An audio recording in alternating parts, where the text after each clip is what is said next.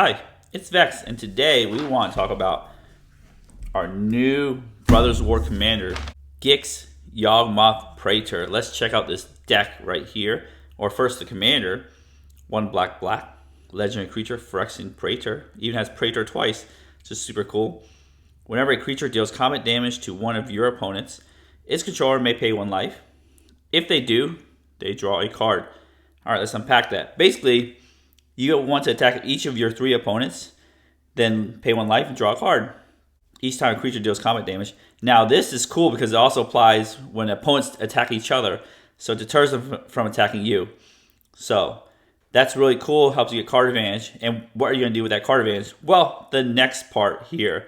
4 black, 7 total mana value. Discard X cards, as many as you want. Exile the top X cards of target opponent's library. You may play lands and cast spells from among cards exiled this way without paying their mana costs. Wow. That is what you do with your card advantage. You poke them with some creatures, then you take all their stuff and cast it for free. So the goal of this deck is to attack, draw cards, and steal your opponent's stuff. Simple as that. I've seen some deck lists where they, just go easy on the first mode, try to draw a bunch of cards slowly, and then decent on the second mode. What we're going to do is we're going to scrap all that. We're going extremely hard in the first mode, so we can go extremely hard in the second mode. There is no other plan. So essentially, the win conditions are in our opponent's decks, not our decks. So let's actually go over the cards and check it out. But before we go over the cards, again, as I always mention, don't forget you have your tokens. And there aren't that many tokens. Have your tokens, please. And I have the deck list in the description below. Check it out. Check out all the cool socials and my affiliate links there. All right, on to deck tech. First, we have our evasive creatures. Usually, most deck lists I've seen have much less than this. We are going hard on evasive creatures. We have the 1-drops and 2-drops. So our curve is going to basically play 1-drop. The ideal case is play 2 1-drops on your second turn. Play Gix. Draw 2 to 3 cards, and then keep building up that card advantage until you can use Gix's last ability. We want to try to get a land. Always play a land drop every turn until we can do Gix's ability. And then on the turn that we do Gix's ability, don't play a land because the ability will give you a land, and usually you'll get a couple lands from the top of your deck. And when you play Gix's ability, usually you want 7 to 10 cards, or at least 6 to 10 cards to do that ability.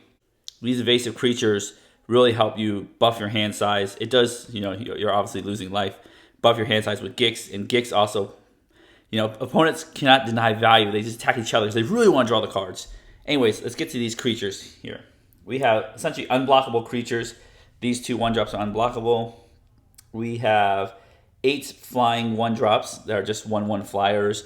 They do have other abilities. Some have negative abilities that can't block. Some have better abilities, as in can tap to deal. Target opponent loses 4 life, you gain 4 life. But mainly, it's all about the 1-drop flyers. Volt Scourge right here is actually a 2-drop, but it's a Phyrexian mana, so it's kind of like a 1-drop flying lifelink. Helps you gain back life to pad Gix's ability. We have the other last 2 1-drops are Fear, so essentially can only block by black and artifact creatures, so very evasive. Vampire Cutthroat has Skulk. If you don't know what Skulk does, this creature can't be blocked by creatures with greater power, so it can't be blocked by 2 or plus power creatures. Has lifelink. It's not as evasive as the other creatures, but we want more 1-drops. Then we have the 2-drop Shadow package. These creatures essentially have Shadow, can only be blocked and block Shadow creatures. We have the 5 old school Shadow creatures. It doesn't matter their power as long as they deal some damage. And they do some stuff, like this one has to attack each turn, can't be blocked by white creatures, etc. So essentially, Shadow creatures are very hard to block. We have more Shadow creatures here. Nether Trader has haste, even, bonus, can come back from the graveyard. And we have our Signpost Shadow creature, Dauthi Voidwalker. This is probably the only Shadow creature you'll see on an opponent's side is Dauthi Voidwalker. They can block your stuff, but rarely do they have it. And this is good graveyard hate. And as a bonus, Dauthi Voidwalker can also steal your opponent's stuff too, because you exile things that go in the graveyard instead, and then you choose an exile card an opponent owns with a void counter on it. You may play that card this turn without paying its mana cost. So, in the vein of Gix, it's It's very on theme. Next up, we have some creature ramp. So I forgot to mention, when you activate Gix's ability, you are discarding your whole hand. You have nothing left. But the cool part is that you can attack again, refill your hand with Gix, and then do it again. And then also you have your opponent's cards to gain value for you. And I think it's really cool because it makes every game unpredictable. The beginning part is you attack a lot, you draw a bunch of cards, and then you play Gix's ability. But the rest of the game, you're like, I have my opponent's cards, how they work with my cards. It's really fun. So we are ramping really hard, and we want more, land ramp, which is right here, than temporary removable ramp. So, but these removable ramps are so good. We have Crypt Gas and the Arcana Revenant, are my favorite 2 black ramp cards. Double your swamp mana. It's very good. We are playing Cabal Coffers, Orborg. We're going really hard on Gix's ability. We might be able to do its ability, attack, draw a bunch more cards, do its ability again. So that's what we want to do. We want permanent ramp, as in land ramp. We have Burnished Heart. Burnished Heart can actually get into red zone too. You have made 3 mana 2/2. You can play it, attack with it, and they block you, sack, and then get 2 lands. Solemn Simulacrum, same thing. And I rarely play this card, but I love this card, Pilgrim's Eye. When ETB, search for your library for a basic land card field and put in your hand. Again, we want to play lands every single turn of the game, because the more mana we get, the more times we activate Gix, the better our game goes. Solemn Simulacrum, of course, gets a land onto the battlefield. We have a new card from 40k, which I really like. Plasmancer, 2 black, flying, so it's evasive. When ETB, search your library for a basic swamp card, put in your hand. So these 2 are evasive creatures as well, which I really love. Next is a section I've probably never done on this channel, is equipment ramp.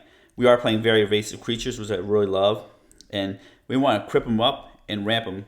We have Sword of the Animus, Sword of Hearth and Home, allows you to get lands from your deck and ramp. We have Sword of Feast and Famine, which untaps your lands, which is like a pseudo ramp, but again, it gets you ramp, it gets you card advantage, makes somebody discard, and also gives protection from color, so it's really good there. And they both give you pro green, which is the strongest color in Magic, of course, and then can make your other creatures evasive too, based on the colors that they are playing. And we have Dowsing Dagger. It's really cool. You're like, how does this ramp? Well, what you do is you give your opponents some O2s with your evasive creature, give them a buff, and then when you deal combat damage to a player, you flip it, and it turns into Lost Veil. Tap to add 3 mana, so it's really, really good. We also have Vesuva, Thespian Stage in this deck to also help copy the flipped Dowsing Dagger. And so with our evasive creatures, we want to ramp hard. We have very low win conditions, maybe only 1 in this deck. We're all based on using our opponent's win conditions against them, which is one of my favorite ways to play Magic. And since we're talking about ramp, I usually say this to the end, but we're going to talk about it. We have our traditional ramp, Soul Ring, Wayfarer's Ball, which is a land ramp, which I really like. Arcane Signet, Thought Vessel. We are drawing a lot of cards. We want to hold on to them, so Thought Vessel's really good. Chromatic Lantern, you have Rainbow Fixing, but the thing is, like, we're flipping our opponent's cards. They might have activated abilities, and we might want to play them somehow. So that just gives us the ability to play our opponent's activated abilities. We have Nykthos. I love that we have tons of 1-drops with black pips on them. Nykthos helps a lot. There's our Cabal Coffers that we talked about. Cabal Stronghold for our swamps. Again, we want to play swamps every turn of the game. Swamp, or some utility land like Reliquary Tower, Vesuva, so we can copy like high mana producing things. We also have Urborg for Cabal Coffers. The next segment we have is card draw. We want to supplement our Yawgmoth, or Gix Yawgmoth's Praetor. I always call him Yawgmoth for some reason. Our Gix card draw with more card draw. So we have Dread Presence, which I actually love this card. This is one of my pet cards. Love including this card, 3 in a black. Whenever swamps ETBs, you draw a card, lose 2 life. And also, gain and drain, just in case. Again, we want to play a swamp every turn. We have Vilis, Broker of Blood, 8 mana value creature. If we're doing what our deck wants to do, we find the things we need to find. Play Orborg, play Cabal Coffers, cast this. There is no, reanimate spell or cheat the spell in the play. You're going to cast it for 8 mana. Flying 8/8, pay 2 life. Target creature gets -1/-1 until end of turn. Whenever you lose life, draw that many cards. And guess what? Gix makes you lose life. You draw a card. So you attack. Gix makes you lose a life. Draw 2 cards. It's great. Your standard Knight's Whisper, Sign in Blood.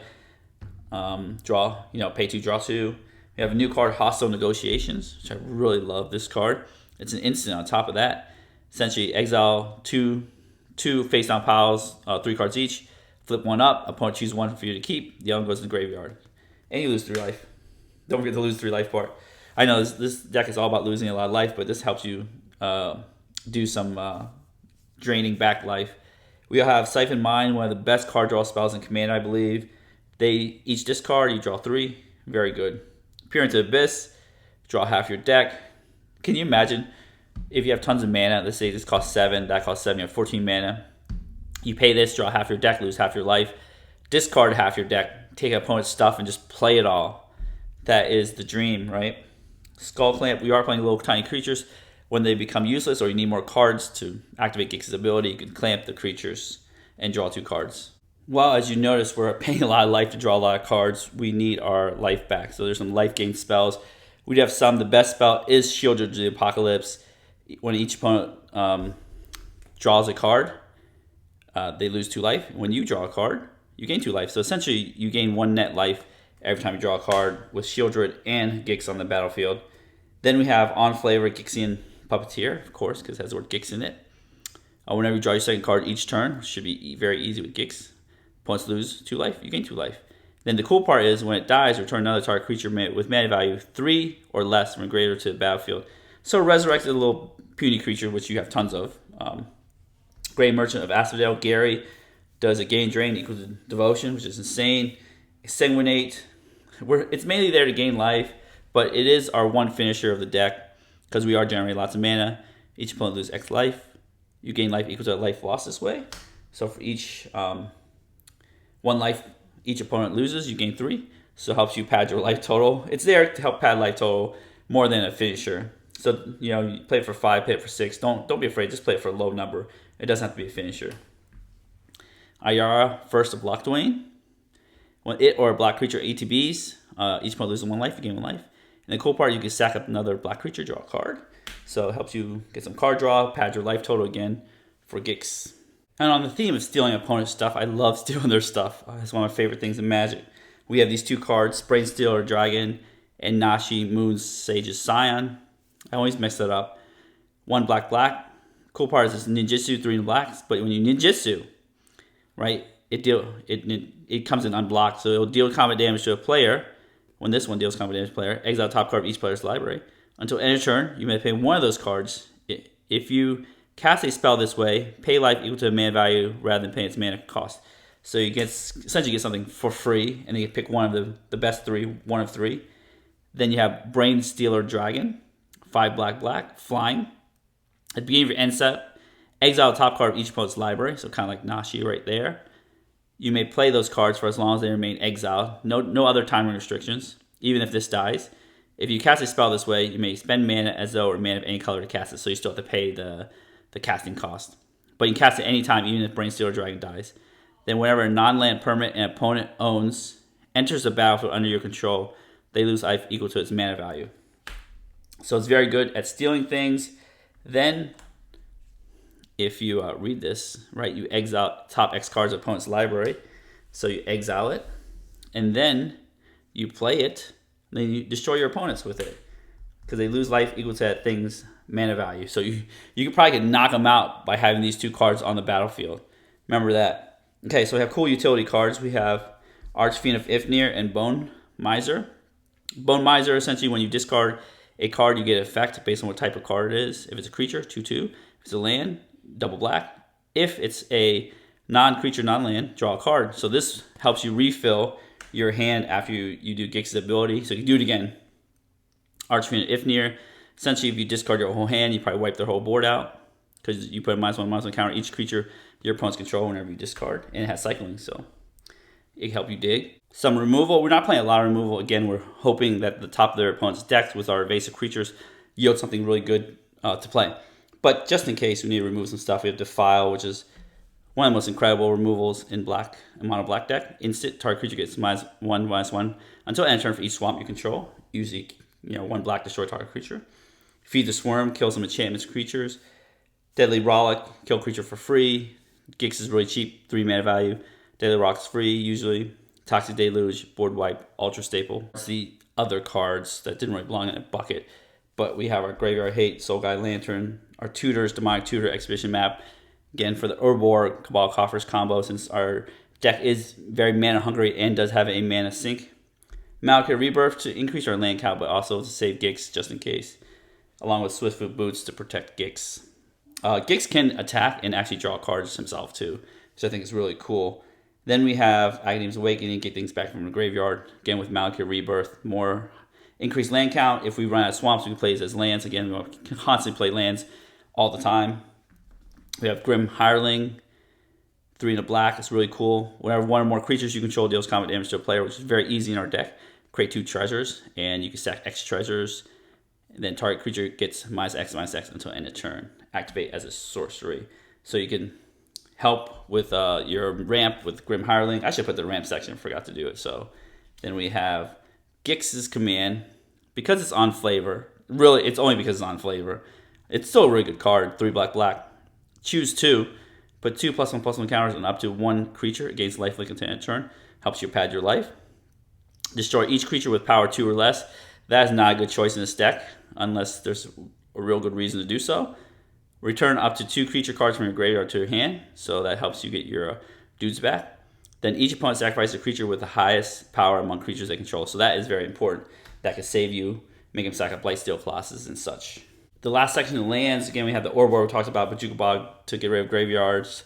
Urza Saga are primarily there to get Expedition Map, Soul Ring, or Skull Clamp, mainly Expedition Map to find our Urborg or Cabal Coffers. Mirrored Landscape, I love ramp. Lands that ramp you into more basic lands for our Cabal Coffers, of course. Reliquary Tower, because we want to keep all the cards. Yep, Decimate Stage Vesuva to copy our Cabal Coffers. You see how this deck centers around this very powerful land, right? Desert Temple, not very used often, but for our Cabal Coffers as well. 1 tap, untap target land, so that's really good. Now, Urza Saga can make constructs for you, so you can untap this, make more constructs. Don't forget that synergy exists. And I love mono-colored decks because you get to play a lot of basic lands. This is my favorite swamp of all time. Every time you see a mono black deck, which is a lot in this channel sometimes, you get good basic lands. Anyways, that is it for the deck tech. Don't forget to attack, draw cards, steal your opponent's stuff, and give the video a thumbs up, smash the subscribe button, hit the notification bell to be alerted for new videos in the future. I have the deck list in the description below. Right now, we're going to shuffle this deck up, randomize everything, and get ready to punish our opponents and steal their stuff. We'll be right back. All right, we are back. Turn 1. Remember, attack, draw cards, steal opponent's stuff. Mulligan till you get some dudes. That's the point of the deck. Then, do your thing. And I forgot, as a bonus addition to this episode, I have my Atraxa +1/+1 counters deck from my Journey of Bling. All foil deck that we'll use for Gix's ability. So some exciting stuff coming up there. We'll bust that deck when it's time. Let's see what we get. Perfect. Look at that. 4 mana. Again, more lands the merrier. If we get 5 lands and like 2 evasive creatures, exactly what we want. Play a land every turn, draw cards, play more lands, activate the ability. Nykthos really helps with our mana. We have lots of black cards, of course. And they're all black pips, no generic pips. So 1 drop, 2 drop, 2 drop. This is haste, so you can save this. Dauthi Voidwalker, good for Graveyard Hate. Love it. And you can cast opponent spells. Alright. Perfect hand. I don't mind drawing more lands. I just love it. Play our first land. Play our first dude. Perfect. Pass. Yeah, it's not about ramping. It's playing our dudes and then just playing land every turn. Some players might ramp and miss land drops, but we don't want to miss land drops. All right, we got another 2 drop dude. Right there, Shadow with Dauthi Voidwalker is the best 2 drop we have. So we cast Dauthi Voidwalker. Boom. Hit for 1. You guys start damage early. Gix is all about doing small damage chunks. So always attack when you can. Turn 3. Draw a card. More lands. No problem. Love it. Or play our land. More swamps. I love it too. We'll tap these 3 swamps. Play Gix. Right there. We'll go to town with our evasive creatures. We'll attack the person that doesn't have a flyer and a person that doesn't have shadow, which is great. You can deal combat damage to like 1 player, but spread the love. Right, spread the love. We'll draw 2 cards, pay 2 life. Boom, boom. So we have 7 cards. Perfect, exactly what we want. Turn 4. We'll do this here. Now I have decisions to make. If we play Nykthos, which is really good for us. Nether Trader is really good for us too. Except for we don't have all the mana to Nether Trader and Nykthos on turn 4, unfortunately. So what we'll do is we'll just Nykthos for 5 mana because we have 5 black pips. So we have 5 mana here. 5 mana. And we could just play an equipped Sword, Feast, and Famine, which is exactly what we want to do. 5 mana. And we have even extra mana for Arcane Signet, so we'll just do that. We'll have 6 mana. Here, we'll use 2. Play Arcane Signet, tap that for the 5. Play and equip. Play equip this to our Blight Keeper. That's right, because we might sack Dothi Voidwalker. Remember, Gix can attack himself and deal damage to somebody who doesn't have a creature. We could have played this to get haste, getting our card, but I think getting the extra mana, dumping our whole hand is amazing. So let's do that. Let's attack. Let's say if somebody didn't play a creature, we can attack with Gix as well. Draw 3 cards. 1, 2, 3. So we're back up to 7. I love Gix. Our mana's gone. We untap our lands. Right there with that. Now I have a bunch of options. We tap like that with our, let's see, 1, 2, 3, 4, 5 mana again. Get the dice out. 5 mana, what can we do? I think we just, we hold off on playing creatures just in case of a board wipe. Nether Trader doesn't matter very much. So 3 mana here. Let's see here. We could just, we'll play creatures. We're balls to a wall. That's exactly what we are. So we'll use 2 mana. Play Dothi Cutthroat to file something. Perfect. That is our turn 4. Looks really good for us. Turn 5 is where the magic happens. Right. Untap. Here we have lots of evasive creatures. We've taken lots of damage, of course, from drawing cards. Maybe our opponents attacked us. We draw 1 card a turn. We have our 1 land there. And then remember we have Sword, Feast, Famine, helps us out. Nykthos taps for 1,000,000 mana. We've got to keep this Wayfarer Baubles to discard. So what we're going to do is essentially attack. I believe we could Gix twice, can't we? But Gixing once is fine. Hostile Negotiation helps us draw more cards. So let's just do that pre-combat because we get the Sword, Feast, and Famine. Let's do this. So now we have 1, 2, 3, 4, 5, 6, 7, 8. We have 8 mana total. With that, we'll just burn 4 of it. Oops. Burn 4 mana, do Hostile Negotiations. So it's a pretty cool card to resolve. We'll exile top 3. We see this. Okay, shield your 2 lands. We will show them this pile. I know it's all lands, but it doesn't really matter. This pile, they're like, we don't want you to have Shieldred, so we're just going to discard Shieldred. Because if you show this pile, there's going to be like, oh yeah, take the 3 lands. We did unfortunately play our land for the turn, so we're actually going to take that back. So you didn't see that. Take backsies. Because we want to play a free land off of Gix. I keep forgetting that all the time. Every time I play it, I'm so used to just playing the land. But free land off Gix is much better. Hostile Negotiation, we lose 3 life, so we're just losing tons of life left and right. Okay, what else can we do? Can we play anything? Oh gosh, this is the land. Okay, this might be a land we play up here. This is worth more than any land that opponent can do, most likely. Actually, we'll just play our land here. What else can we do? We could play this. No, we'll just play our land here. Yep, let's take backsies again. Ignoring me. Attack. A bunch of creatures. Say Gix can't attack. Let's say we get attacked with 4 creatures. Lose 4 life. Draw 4 cards.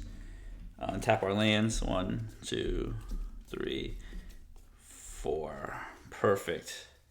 We do want a Wayfarer's Bauble because we want the land here. Okay, so what can we do? We do have 7 mana. Right? 1, 2, 3, 4, 5, 6, 7, 8. We have 8 mana. So we're gonna Gix.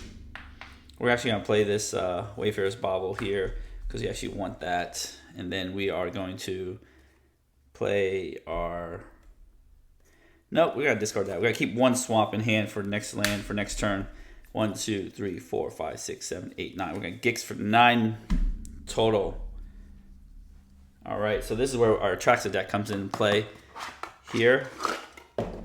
Have it all nice and shuffled up, or maybe not. This side, oops. There we go. Our Atraxa deck comes into play. We're gonna Gix for 9. We have not played our land yet, or we've taken backsies twice. Oopsie. That happens. So we got 1, 2, 3, 4, 5, 6, 7, 8, 9. Let's see what we get. We got Kodama's Reach. Now you have to order these spells onto the stack and play your land. They all get cast all at the same time because you gotta read the card carefully. You may cast. Let's see. You may play lands and cast spells among cards exiled this way without paying their mana cost. So instructing me to play my land, Godless Shrine, which is a swamp. Or do I want to? Is there any card draw spells in here? There's no card draw, so I will not play the land because did I discard my Desert Temple? I'm totally a fool. I meant to keep that. Gosh, mistakes galore. Discard that. Okay, I'm keeping the Desert Temple. Sorry about that. Third take backsies. That's how Commander is played, right? That's right. We don't edit this this channel. Okay, I think that land's more precious because we're not refilling our hand to cast things, but it lands really good. Okay, so I'm gonna keep those exiled. We're gonna play Kodama's Reach at the very end. Flux Channeler, when you cast a non-creature spell, it doesn't trigger. We'll play the Evolution Sage. Those are. Sorry, you guys don't know exactly what these cards do, but you know what Kodama's Reach does. Flux Channeler, Evolution Sage is a landfall, cast spell, proliferate, landfall, proliferate.